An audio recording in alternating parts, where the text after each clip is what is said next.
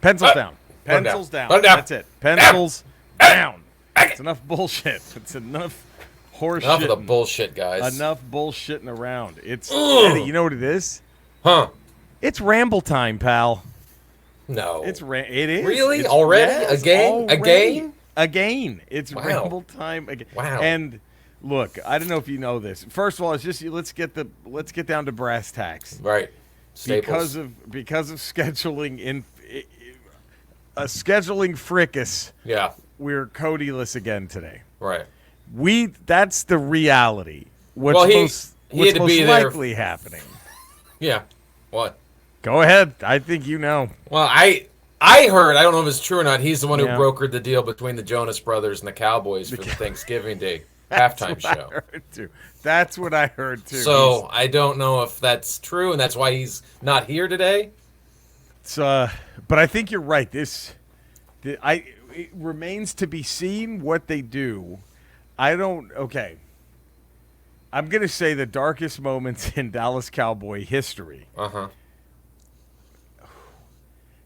Okay, I'm going to just prep it. This is worse than the Steve Pallure Hogaboom era because they had no choice. It was a strike.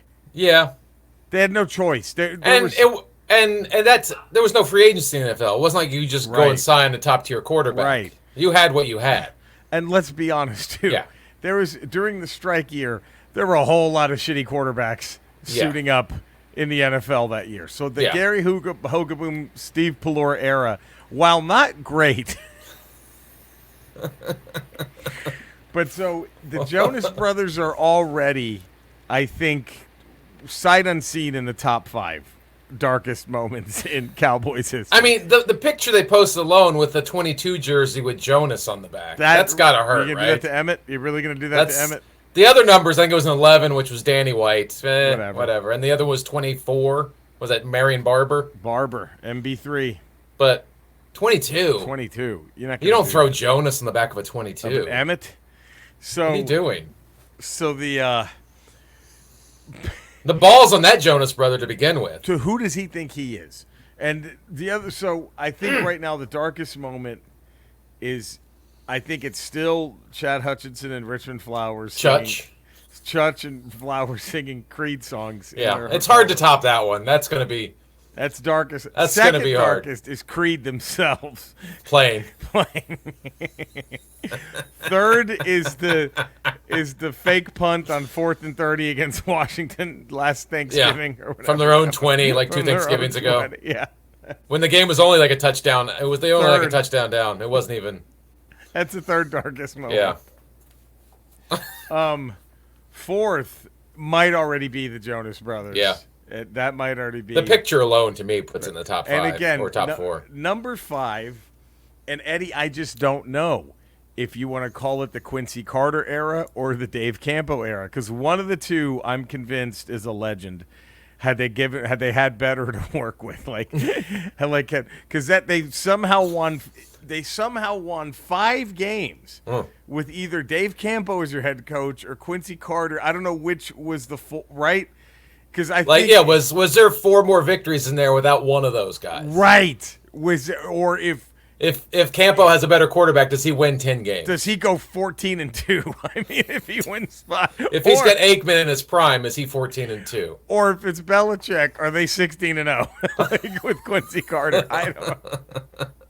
But just the mixing of those two produces 5 wins. 5 wins. So, now, because if they were both awful, Eddie, they win 1 game.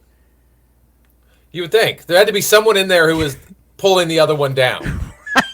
Right. We just don't know who. We don't know. And we never will. That's the eternal question. We'll never know. So. Because they never got shots outside of that opportunity. I know. We never saw Quincy start from their team. We never saw Dave Campo head coach anyone else. Right. It was so real quick, I don't know if you knew this, Eddie, but you can email us. Oh, Ramble at ramblepod.com. Yes, sir. Do it. Yes, sir. Holy shit, there was a quake in San Francisco. Today, just now? Yeah. Oh. My God. Well, yesterday. Just yesterday. Man, wow. You should look that up and see how bad it was. But Ramble at ramblepod.com. We're on Twitter, Podcast Ramble 1, Instagram at Podcast Ramble. We have merch. Eddie, we still have 132 5-star ratings. Okay, well, did Gems come through? We still haven't seen Gems' Because I know there was some confusion with being over there in the UK. But whether Gems came through or not, yeah, Zap Rousdower is no longer at the top of the peak. What? We have the Great American Podcast by Captain Howdy 1313. Captain Howdy. Captain Howdy, that's not very nice. Take the time and give this podcast a listen. Jerry and Eddie are funny as all blank. So, thank you, kept Captain it clean Howdy. for the kids. Kept it clean for the kiddos. Thank you, Cap. So, dude, we're moving on up with this stuff. There we go. It's rocking. Thank you, Captain Howdy. Thank you, Captain Howdy. I guess we're just gonna pretend you can hear the theme song. Oh yeah. Eddie, maybe we'll get the Jonas Brothers to sing the theme song. Oh, maybe Cody man. can finagle that. If he can get him to do the halftime show, how could he not get him to do that? I don't know. The Ramble theme. Man, that's more prestigious, don't you think? I would think so. I mean, The Jesus. Thanksgiving halftime show? Come on. God, who's watching that? Nobody. You want to put You want to compare numbers? Do you really want to go there? I don't think they do, or they would. No, exactly. They would. No problem. I don't think they do, or they would. So, Eddie, do you know this one? Sing along all around the world if you know this. This was a hit. All right. This was a hit. I think an even bigger hit in the UK than it was here, but it's a pretty big hit here. Okay. All right, you ready? Yeah. Baby sneezes, mommy pleases, daddy breezes in. Anything yet? No. So good on paper, so romantic, but so bewildering. This might be the part, Eddie. You Okay, ready? let me see. Let me see. I Bring it home. know nothing stays the same, but if you're willing to play the game, it's coming around again. So don't mind if I fall apart. There's more room in a broken heart. Bum, bum, bum, bum. Nothing. Nothing. Wow. Nothing. That is Carly Simon. Okay. I know things are never the same, but if you're willing to play the game, coming around again. Gotcha. Her big hit from the movie Heartburn with old Meryl Streep and Jack Nicholson. Yeah. The one that Nora Ephron wrote that was autobiographical about her divorce from the Bernstein of Woodward and Bernstein fame. No, yes, of Bernstein of Woodward and Bernstein fame. Nothing. I know nothing stays the same. No, nothing. I didn't listen to a lot of Carly Simon. I don't. Come think. on, stop. You didn't have an aunt. You didn't have a single. I Bitter did, aunt? but I did have a bitter aunt, but she wasn't a big music person. Oh, Maybe that's see. why she was so bitter. My single bitter aunt was a big. So it was just. Does everybody have a single bitter aunt? They have to. They have to. It's that single bitter aunt core genre. I think you would call that all that stuff. But if you're willing to play the game, it's coming around again. Well, here, Eddie, this is Ramble. You ready for this? Yeah, what is it? Late on me. 328, pal. 328. 328. Wow. 320. And can I say one more thing? Yeah, please. I had a thought today. Yeah. I hope Lance Guest is doing all right. I don't know what he's been up to, but I think that guy has to look at Tom Cruise and be like, really? This motherfucker? I mean, I was the last fucking... I did one Jaws 4 and it ruined me. He was the last Starfighter, Eddie. I don't understand where do you... Like, how was does it not... You think it was Jaws 4 that torpedoed him? What else could it have been? No other missteps behind the scenes? Difficult to work with? No, there couldn't have been. Because everyone else sort of walked away from Jaws 4 kind of unscathed. The mom didn't. It's true. Mario Van Peebles had a hell of a career. He had a hell of a run after that. He directed fucking... He goes from that to directing New Jack City. He had a hell of a run after that. And what's his face? Michael Caine. But Michael Caine was already Michael Caine. He was already Michael Caine, but it didn't tank already famous Michael Caine, and he just moved on. It was just a paycheck. So I don't know why of all the people in that, and the mom from Jaws, she was only ever famous for Jaws. For the mom from Jaws. So she had nothing to lose anyway. Yes, that's right. She was so that kid, I don't give a shit. I'll fucking go down with this shit. I don't care. Let's do Jaws 5. What are we waiting for? My husband's a billionaire. I don't give a fuck. Like I could care less. Let's keep doing these, guys. Sure, I don't give a fuck. I get to go to the Bahamas. I'm not even fucking. But I don't know why it would tank just him. Why it would just tank him? Because he's not even the most ridiculous person in the film. Like Mario Van Peebles, they should have killed Mario Van Peebles' career. It should have been it. He should not have. He defied all the odds coming out of that movie. Fake Jamaican accent. Awful fake Jamaican accent. Horrible comic relief in the Jaws 4 movie, which was already comical. And then surviving what was an absolute 100% death shot. And he made it. And he swims out of it. He got brained. He was brained. I mean, that was a sniper got him between the career. You saw his body explode. Practically saw him explode. The career sniper got him through the fucking eye. And he walked out of that. He was okay. Unscathed.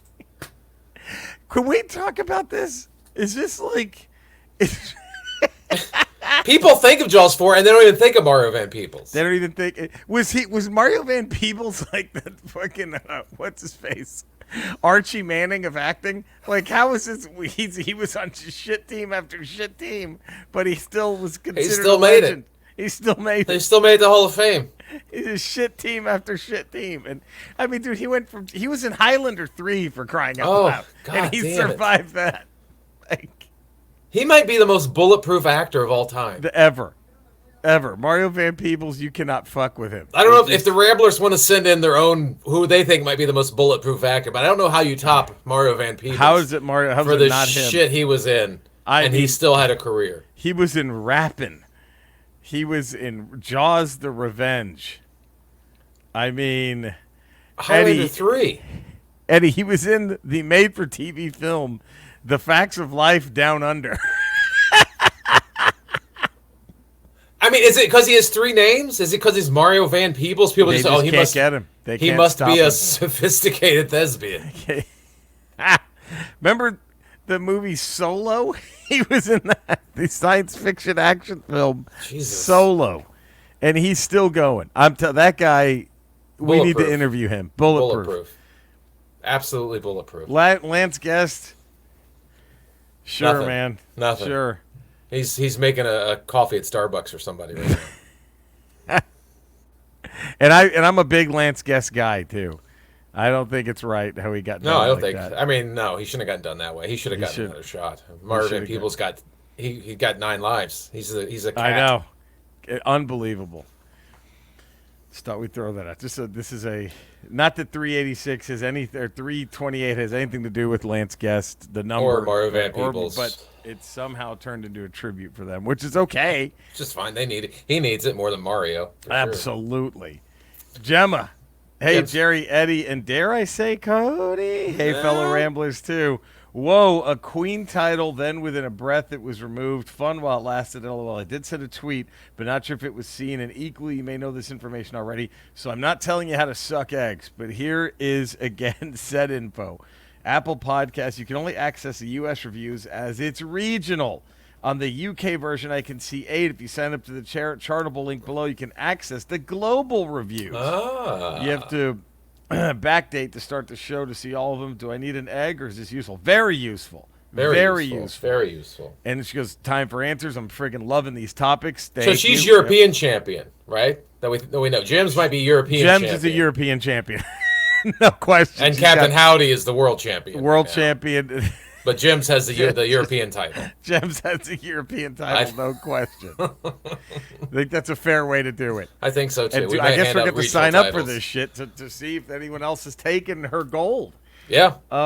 The American Dream, Dustin Jacobs, Halloween 2018 is fucking great. That's how it should end if you have to bring it back, which of course it didn't, but it worked for the most part. Exactly. That's I think what suffered with this trilogy is part 1 ends the way the whole thing should end. Yeah. Halloween Kills is fucking awful. It takes a Twilight Zone episode the monsters are due on Maple Street and infuses it with MAGA Fox News level cultish behavior. The whole town loses its mind and goes after Michael Myers. At one point, he becomes a piñata and still slaughters everyone afterwards. It's trying to say something and winds up saying nothing. If it's forecasting January 6th and Pence is Michael Myers, and maybe it has some redeemable qualities. Halloween Ends is an odd choice. The movie isn't really about Michael or Laurie, though they do have their final battle, and it does seem final. For the most part, it feels like a vampire film. Laurie's granddaughter falls under the trance of Corey, who for half the film is somewhat sympathetic until he's not. Someone must be a fan of the vampire genre. Lost Boys, Fright Night, Twilight, specifically over at Blumhouse. Take the blood drinking and day sleeping out of it, and that's the film. All right. How about that?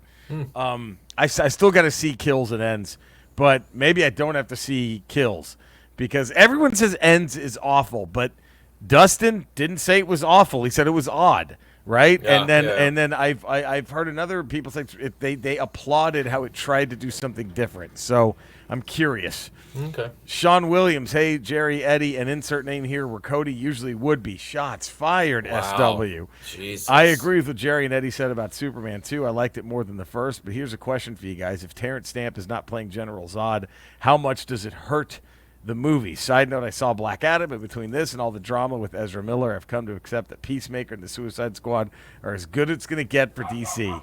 Suck my dick, Warner Brothers and Discovery. Shots double fired. Jesus. Shots double fired. You hear that, Warner Brothers and Discovery? You got a dick to suck. You got Sean Williams' dick to suck. He's going to suck that dick. Now, if Terrence Stamp is not playing Zod, how much does it hurt the movie? I think a little, but I mean, I think there are a handful of dudes who would have been just as good. Yeah, there's some good General Zods out there. We were talking about that. Like Christopher Lee would have been a great General Zod. You know who I think would have been a great General Zod? Underrated, Oliver Reed. Yeah. Back then, he was probably around the same age as Stamp. Yeah. That would have been a fucking scary general, because you think he probably would have really taken a shot at Christopher Reeve. Right. Like that guy might have gotten drunk and actually punched him. You know what? Throw Michael Caine's hat in the ring. Just because he does everything in the 80s. He would have been amazing. That would have been great. I'm General Zod. General Zod. Hey, kneel before Zod. Kneel before Zod. Is this the planet Houston? I'm Michael Caine. Kneel this before is the planet Houston.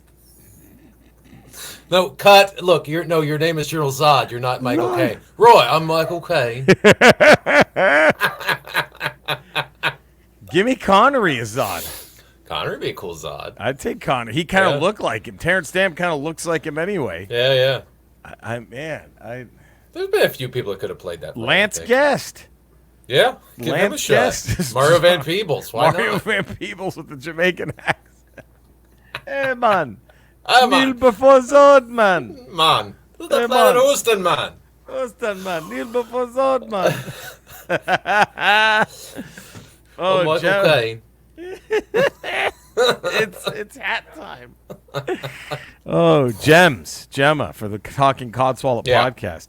This is tough, Eddie. John Carpenter. She goes, Hat, can we just take a moment to say everything John Carpenter should be on this hat? He's one of the kings of horror, but for my answer, how could I not go with a psychotic car? Christine. Yeah. Man, that's a... Who else... Okay. To add to Sean Williams' query... Yeah. Who else could have done the That's About the Finest car, had that new car smell she did? That's about the finest smell in the world, except maybe for pussy. I don't know who else could have done that, but that weird old guy. Yeah, that's true. He could be General Zod. He could have been... The American Dream's Dustin Jacobs. He goes for Halloween. Tough choice, but the right choice. Sean Williams, honorable mentions to They Live, Big Trouble in Little China, and Halloween, but my pick for the Hall of Fame has got to be The Thing. Joshua Snyder, hello, Ramble. I'm late to the party, Richter, so I'll get to it. Halloween. Jeremy, bienvenue. News. So far, news, Snides, News, nice, It's spooky season, so how can I say anything but Halloween? He's made some amazing movies, but at the end of the day, it always goes back to Halloween for me. Eddie, I went with The Thing. Yep. That's what I had to be for John. I did the same thing. I went with The Thing. The Thing. It's just, God. Casting is perfect. Perfect. The story, everything about that movie. It's nearly a perfect film. It really is. I love every second of that movie. Yeah. Next Ramble, we're going to get tough here. Have we already done this? What Rolling Stone? The Rolling Stones go in. Who's on their hat? Oh, okay. I mean, it's a two-way race, but is it Mick or Keith? It's Jags or Keith. Is there a Bill Wyman guy out there? I mean, there probably is, but I can't imagine. Which Rolling Stone goes on the hat? Eddie, we're already at open, close, and encore time. Oh! This is spooky songs. Yeah. Gems opens the curtains, and the Bad Wolves, Wolvies walk on stage with the remaining members of the Cranberries do the rendition of Zombie. If you've not heard the Bad Wolves version, you need to search it now. It's great. Close, Bow Wow Wow show up to sing I Want Candy. Encore, the crowd is screaming for more, stomping their feet and clapping. The curtain comes up again. Green Smoke and Ray Parker Jr. in those magical notes start for Ghostbusters. The American Dream, Dustin Jacobs. You go Dragula by Rob Zombie. You go Thrilla by Michael Jackson. Okay. And The Monster Mash by Bobby Boris Pickett is the encore for the American Dream. Sean Williams, the one with songs that may not necessarily be Halloween songs, but they can definitely sound creepy. Voodoo by Godsmack, Terrible Lie by Nine Inch Nails, encore Thriller. The Vincent Price part alone is why this makes the cut. Joshua Snyder. Night. You open with Ghostbusters by Ray Parker Jr. You close with Stevie Wonder, Very Superstitious. You encore with Thriller, Michael Jackson. Bienvenue, Yeah.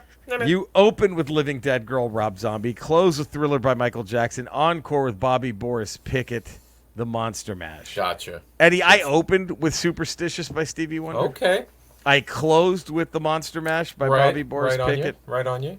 I encore. It had to be Thriller, man.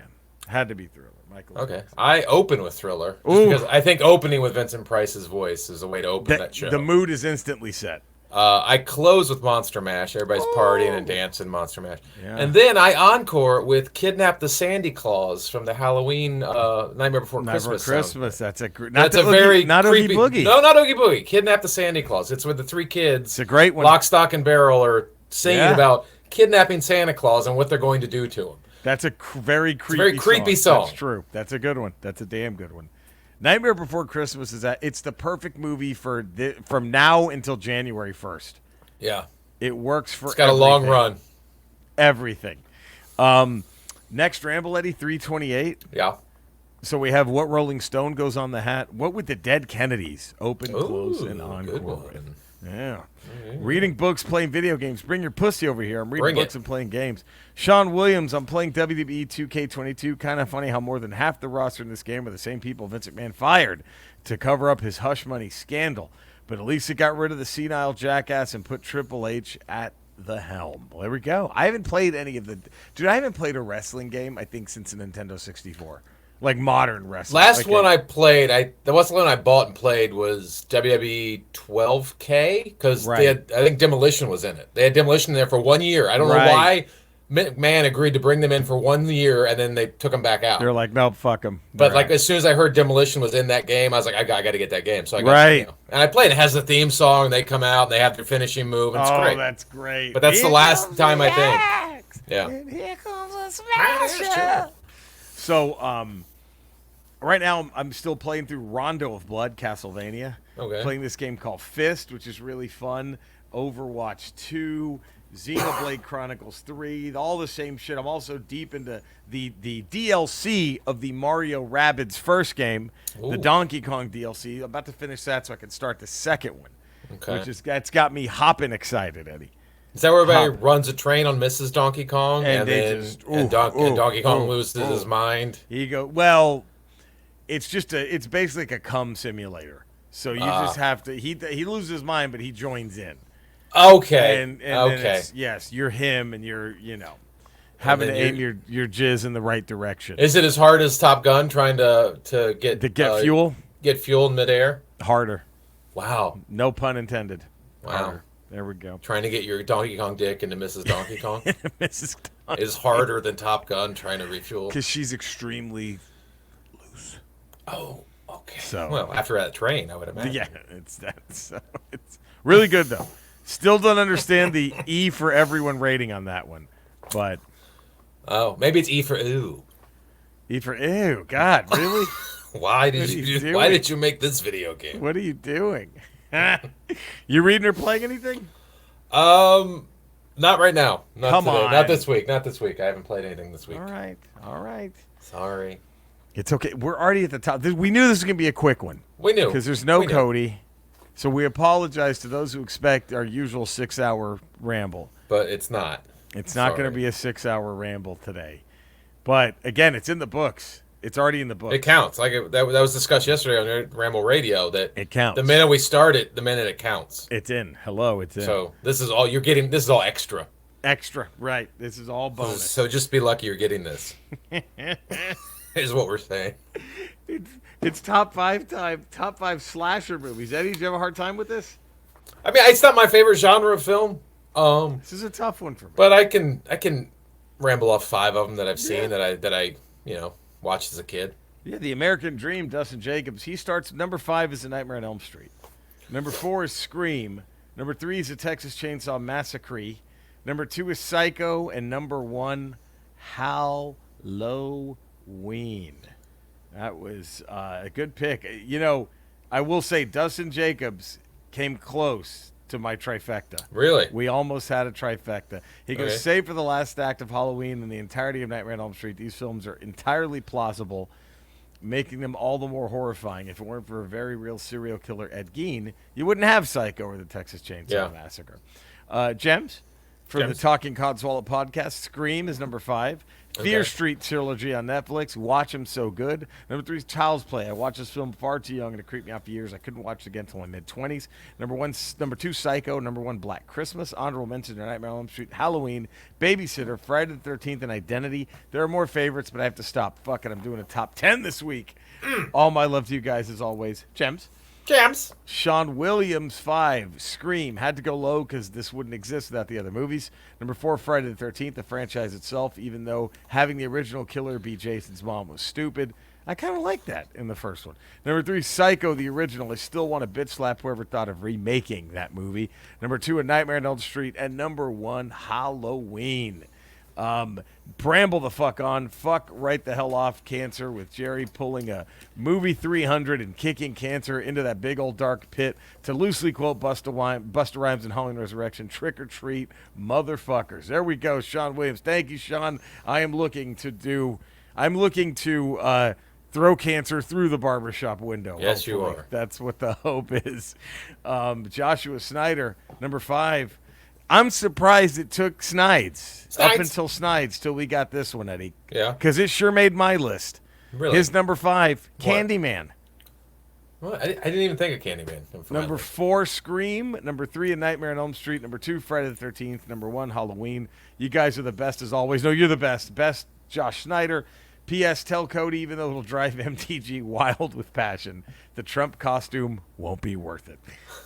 Eddie, we're probably far too late for that. He's a lost cause at this point. That's the Trump costume happened a while ago. Jeremy, bienvenue. Jeremy. The short circuit death of Brian Gumbel. He goes number 5, The Texas Chainsaw Massacre. Number 4, Hot Tension. Number 3, A Nightmare on Elm Street. Number 2, Halloween. And number 1, Scream. Solid. Although Scream was an honorable mention for me. It didn't make my top 5. Scream was an honorable mention for me. Yeah. It was my honorable mention. Because it was a fun one. It was a good one. But at the same time, it was... I mean, I guess fine, but it was more of a parody of slasher films. Yes. A very meta slasher film, right? Right. It's like saying The Naked Gun is your favorite cop movie. Right. I mean, I love it, but I wouldn't say it's my favorite movie about cops. Favorite movie about a detective. Right. It's not, it's not my favorite detective thriller.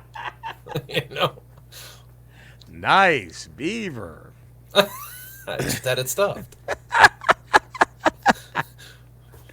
I did not get that joke until I saw that movie again in high school. I always wondered, like, oh, that was weird. I was like, he looks at her ankle bracelet. He's like, nice ankle bracelet. He's like, oh, that slipped down there again? Yeah. Like, what? Like, what is going on? That's so great. Fuck, that movie is so good. But not my favorite crime thriller. Not my favorite crime thriller. Yeah, not my top 5 crime thrillers. I'm with you. I love that movie. Imagine if one of those Philip Marlowe Films had a fucking hot mic pee scene at the fucking City Hall. Does that ruin Heat with De Niro and De Pacino? Niro just taking a long ass piss with the hot mic and everyone in a hotel ballroom hears it. When he goes to kill Waingro, he's like, "Oh, I better go take a piss," and he forgot that he still had that room service phone on speakerphone, and he's just peeing, and everyone in the hotel hears it. Does that just absolutely ruin Heat? or make it better? I don't know. Or make it better. I'd have to see. You're sitting at there going, "What is happening? What is happening right now? What does this have to do with this movie?" De Niro hot mic peeing. Oh fuck! my number. This is a tough one, Eddie. My number 5, I had to go Candyman. Okay. What was your number 5? I went Birds. Oh, the bird. Because it scared the shit out of me as a kid. I know it's not about Halloween, or it's not really a horror. I guess it's a horror. It's a suspense thriller sort of thing. But that movie fucking scared me as a kid. My number 4, The Texas Chainsaw Massacre. Oh, yeah. I went Nightmare before Nightmare on Elm Street. That was my number 3. Ah. Was A Nightmare on Elm Street. You're number 3, Eddie. Friday the 13th. Oh, my number 2, Psycho. Oh, that's my number. That's my other one. That's my your number. That's my number 1. What's your number 2? Halloween. Halloween. We flipped it. Oh, did we? Your number 1 was Psycho. My number 1, what else could it be? Halloween. I had 2 Hitchcock films on mine. 2 of the Hitch. 2 of the Hitch. Who I think I heard famously fought so hard to get a hot mic pee scene in his films, but just the studio shot it down. He wanted that instead of him being in every film. Right, he wanted a hot mic pee. He wanted the main character to have a hot mic pee scene. But so the compromise was like, okay, well, you can be in every movie. We'll just put you in them. Just walk in front of the car. Oh, God. Well, there we go. Next Ramble, Eddie. Because in Psycho, they originally had the girl taking the shower, and the Norman was supposed to come in and just take a pee. Right. Just a really long pee, and then she eventually hears the pee after like 30 seconds, and then looks out of the curtain. Then he kills her. Yeah. That was how that original scene was supposed to go down. By the way, I've lied to all the Ramblers and you. What? This is Ramble 327. 327. I lied. Wow. This is 327. Maybe this is 327 and 328. It could be both. But for 328, remember, it's what Rolling Stone goes on the hat. All right? Mm-hmm. What would the Dead Kennedys open, close, and encore? And Ramble 328, your top 5 beef tracks, diss songs. Ooh. What are they? Ooh. Is it Dre Day? Is it No Vaseline? What is it? What is it going to be? The Takeover by Jay-Z. It doesn't have to be rap. John Lennon wrote How Do You Sleep as his little fuck you. Wah Wah by George Harrison as his fuck you to McCartney. What do y'all think? Is it Dig a Pony by the Beatles? When John Lennon takes a big shot at our Hall of Fame hat band. Yeah. When he goes, I roll a stony, well, you can copy everyone that you see. Like, ooh. Ooh. Woo. Dropping them gloves, bruh. Man. So there it is. Ramble 327 is in the books. We want to thank you all for listening, making this a part of your lives, your loves, your everything. You know where to find us. You know where to love us. Now get out there and go do it, gang. Do it, guys. Find us and love us. We will see you Friday for a Ramble Radio. And will Cody be back? I don't know. We'll have to tune in on Friday to see. All right, we love you guys. Stay safe, everyone. Take care.